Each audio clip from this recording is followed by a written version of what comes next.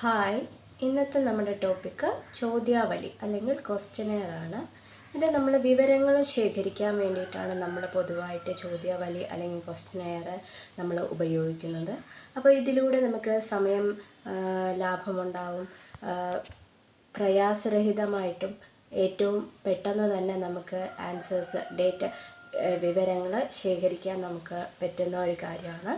ചോദ്യാവലി രണ്ടെണ്ണമുണ്ട്, രണ്ട് ടൈപ്പ് ഉണ്ട്. ഒന്ന് ക്ലോസ്ഡ് എൻഡഡും രണ്ട് ഓപ്പൺ എൻഡഡും.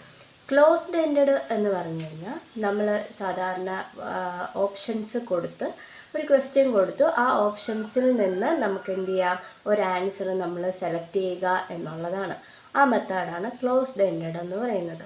ഇനി ഓപ്പൺ എൻഡഡ് എന്ന് പറയുമ്പോൾ നമ്മൾ എസ്സേ ഒക്കെ എഴുതുന്ന പോലെ ക്വസ്റ്റ്യൻ തരും, ആൻസേഴ്സ് നമുക്ക് നമ്മുടെ ഇഷ്ടത്തിനനുസരിച്ച് ഡെവലപ്പ് ചെയ്ത് എഴുതാൻ പറ്റും. അതായത് കണ്ടൻറ്റിൽ നിന്നുകൊണ്ട് തന്നെ നമുക്ക് നമ്മുടേതായിട്ടുള്ള രീതിയിൽ അതിന് എക്സ്പ്ലനേഷൻ കൊടുത്ത് നമ്മുടെ ഒപ്പീനിയൻസ് കൊടുത്ത് ഒക്കെ നമുക്ക് എത്ര വേണമെങ്കിലും എക്സ്റ്റെൻഡ് ചെയ്ത് എഴുതാൻ പറ്റുന്നതാണ് ഓപ്പൺ എൻഡഡ് എന്ന് പറയുന്നത്.